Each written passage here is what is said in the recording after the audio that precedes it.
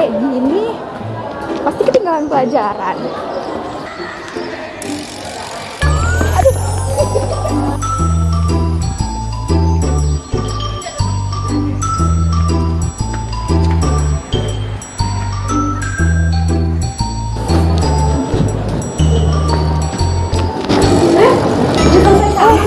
Iya Nina, baru aja gue selesai ganti baju. Kok ada tugas tahu? Ah, tugas apaan?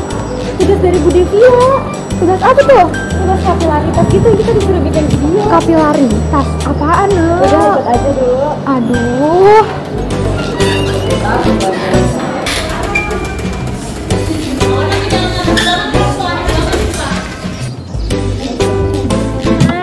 Hai Mep. Hai guys.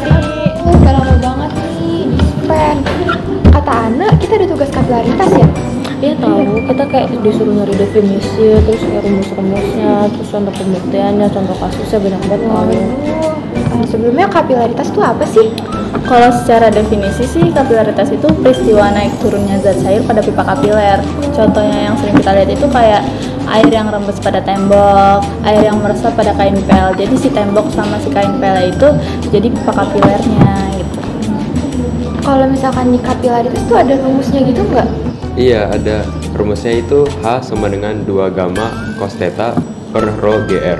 Dengan gamma adalah tegangan permukaan dalam satuan Newton meter, rho adalah massa jenis fluida dalam kesatuan kilogram per meter kubik, G adalah gravitasi dalam satuan meter per second kuadrat, dan R adalah jari-jari dari pipa kapiler dalam satuan meter.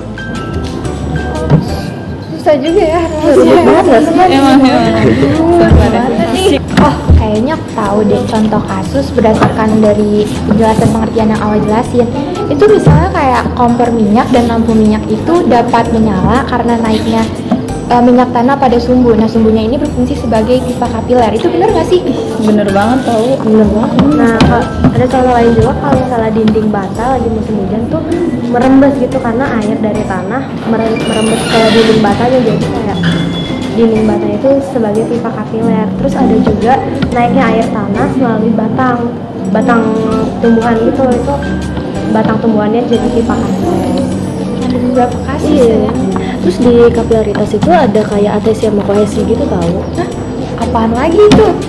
Nah, jadi kalau adhesi itu kayak tarik menariknya antar partikel yang tidak sejenis, sedangkan kohesi itu tarik menariknya antar partikel yang sejenis. Nah, itu juga ada rumusnya tahu.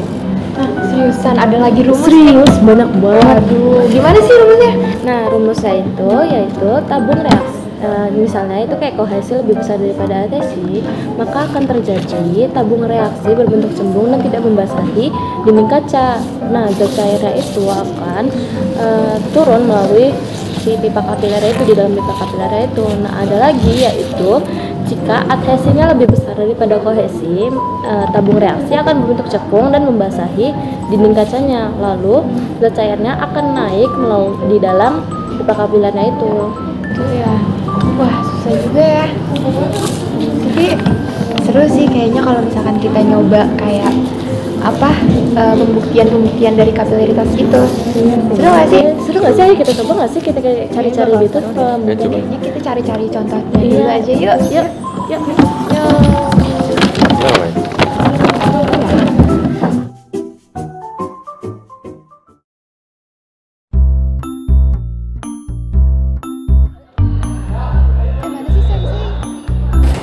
Hai Wilda, ini bunga ini ya, titipan kamu kemarin loh.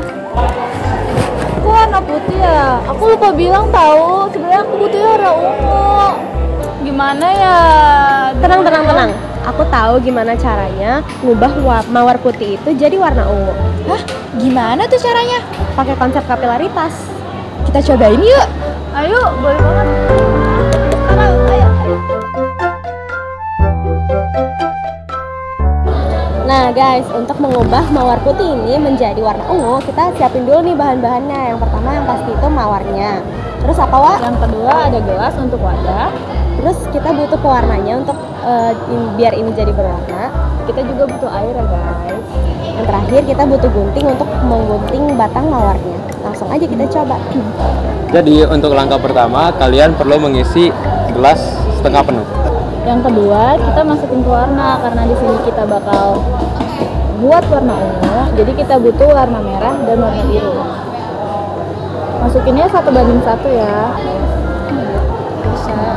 Oke, selanjutnya itu kita siapin bunga mawar yang udah kita siapkan. Nah, sebelum kita celupkan ke dalam gelas, itu kita harus hilangkan daunnya terlebih dahulu. Lihat ya durinya. Oke. Nah, setelah daunnya hilang, itu kita potong tangkalnya kurang lebih 10 cm di atas gelas. Potongnya mirip. Ya benar mirip-mirip. Nah, setelah sudah seperti ini, lanjutnya. Nah, setelah sudah dipotong, kita celupkan mawar ke dalam air yang sudah diberi warna. Nah, selanjutnya ini kita tunggu kurang lebih 2-3 jam. Nanti tuh bunga mawarnya akan berubah warna sesuai dengan warna airnya ini. Nah, perubahan warna yang terjadi itu karena adanya kapilaritas, yaitu fenomena naik turunnya zat cair dalam pipa kapiler. Zat cair itu adalah air berwarna. Jadi sedangkan tangkai itu berfungsi sebagai pipa kapiler. Jadi itulah mengapa bunga bisa meresap air berwarna dan mengubah warnanya. Di sini juga kita ada contoh buat bunga yang udah berubah warna sedikit. Puterin juga. Pelan-pelan juga. Buat bunga yang ini kita tunggu hasilnya, guys. Bye. Stay live.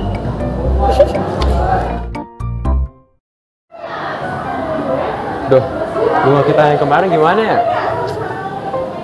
Wih, udah berubah warnanya. Boleh. Ini guys, bunga kemarin nih udah berubah warna. Udah jadi ungu sekarang. Iya. Tisu. Aduh. BTW, tisu ini bisa jadiin hubungan sama kapilaritas gak sih? Bisa banget tahu, dari yang kemarin gue baca itu tisu bisa dijadiin salah satu percobaan kapilaritas. Emang iya? Gimana sih caranya? Kita cobain yuk. Coba yuk.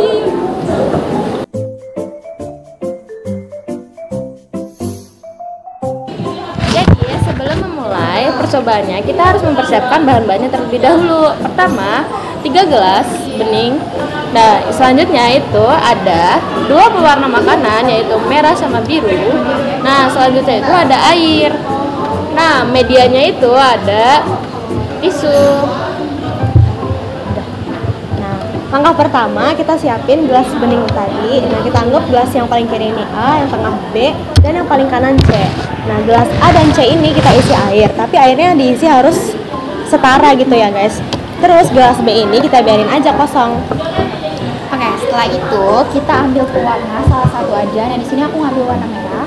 Nah, setelah itu kita masukkan ke dalam gelas A. Itu sebanyak 3 tetes.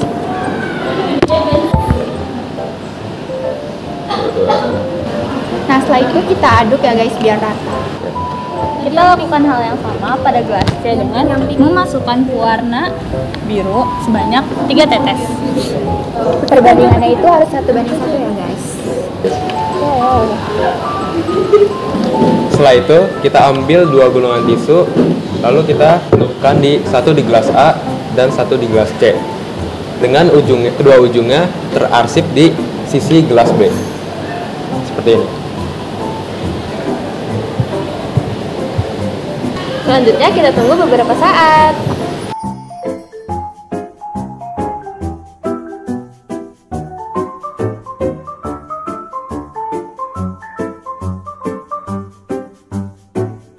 Nah, terjadinya perubahan air pada gelas B karena adanya fenomena daya kapiler, yakni fenomena naik dan turunnya zat cair melalui pipa kapiler. Nah, yang merupakan pipa kapilernya yaitu tisu, sedangkan yang merupakan zat cairnya adalah air yang berwarna. Jadi seperti itu teman-teman. Nah, di sini teman-teman bisa lihat ya bahwa ini tuh warnanya udah berubah jadi ungu ya. Bisa dilihat, di zoom juga boleh. Di zoom gini. Nah, sekarang kalian jadi tahu kan bagaimana cara melakukan percobaan kapilaritas menggunakan tisu dan air berwarna. Oke, terima kasih.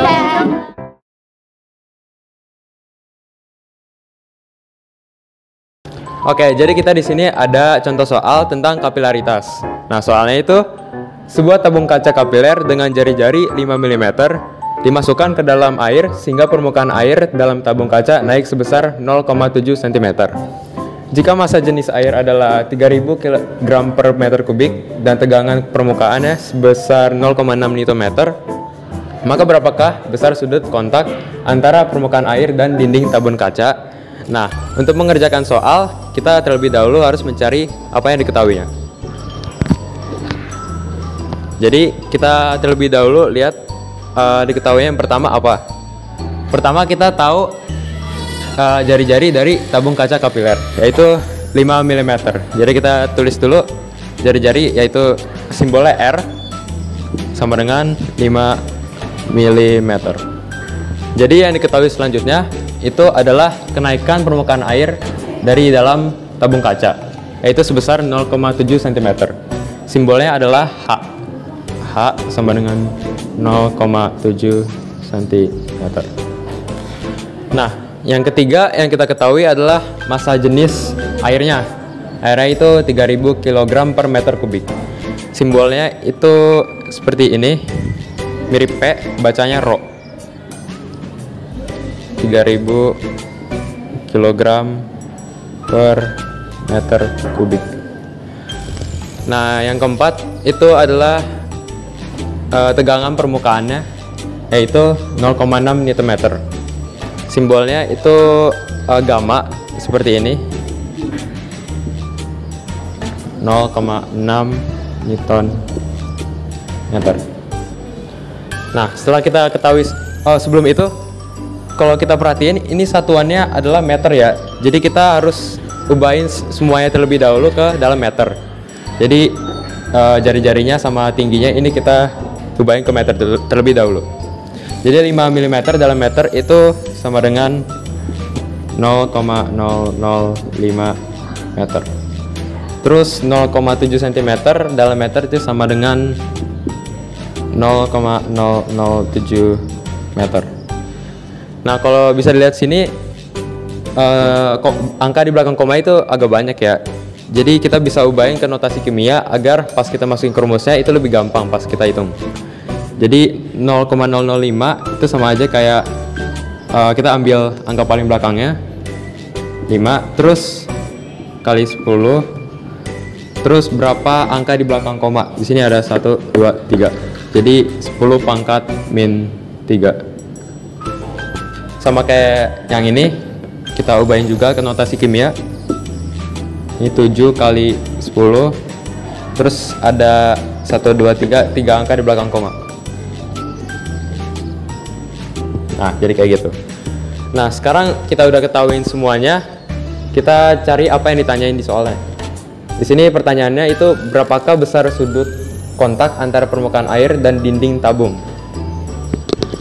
Jadi kita buat di sini ditanya itu besar sudut kontak, atau bisa kita singkat aja jadi simbolnya theta.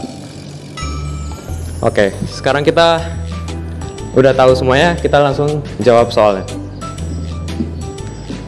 Untuk memulai jawaban itu pertama kita tulis dulu rumusnya. Rumus kapilaritas itu sama dengan rumusnya seperti ini, H sama dengan 2 gamma kali cos theta per Rho atau massa jenis itu, G atau gravitasi, dan R atau jari-jari. Nah, kita tinggal masukin aja angka-angkanya ke rumusnya. H-nya itu 7 kali 10 min 3, terus 2 kali gamanya itu 0,6, tulis 0,6, terus cos theta kita, ini yang ditanya ya, kita tulis aja cos theta, terus per Rho-nya itu 3000, G gravitasi karena nggak dikasih tahu di sini gravitasinya berapa, kita tulis aja 10, terus R itu 5 kali 10 pangkat min 3. Nah, kalau udah ditulis kayak gini, kita tinggal kali-kalian. Nah, karena kita mau pindahin bagian ini yang bawah ini ke samping sini. Karena ini dia tandanya dibagi, jadi kita ambil kebalikannya yaitu dikali.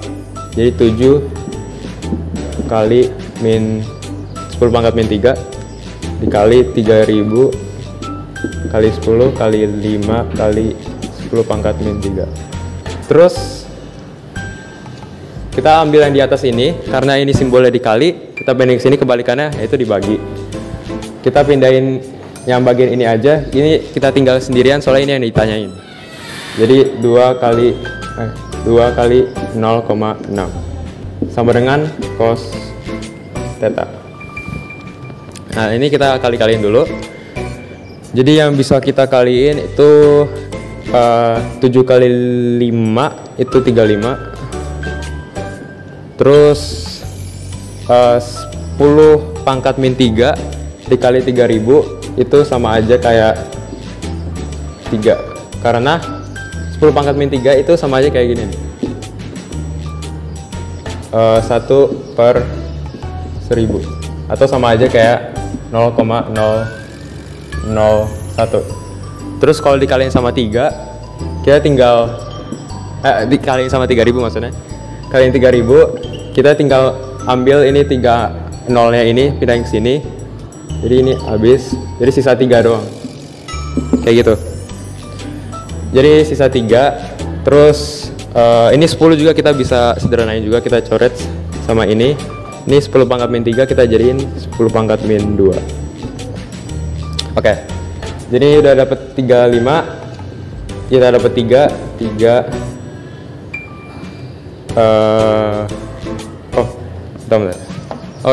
dikali 10 min 2. Nah, ini di bawahnya kita 2 kali 0,6 itu 1,2 sama dengan cos theta. Nah, ini kita kaliin lagi lebih lanjut. 35 kali 3 itu 105 dikali 10 pangkat min 2 per 1,2.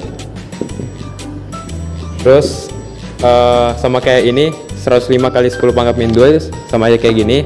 Jadi kita ikutin dari cara ini. 105 kali 10 pangkat min 2 itu 1,05 per 1,2.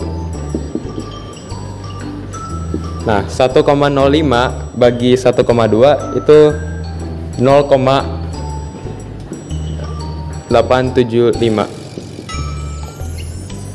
Nah, karena yang dicariin theta, kita harus inversin dulu.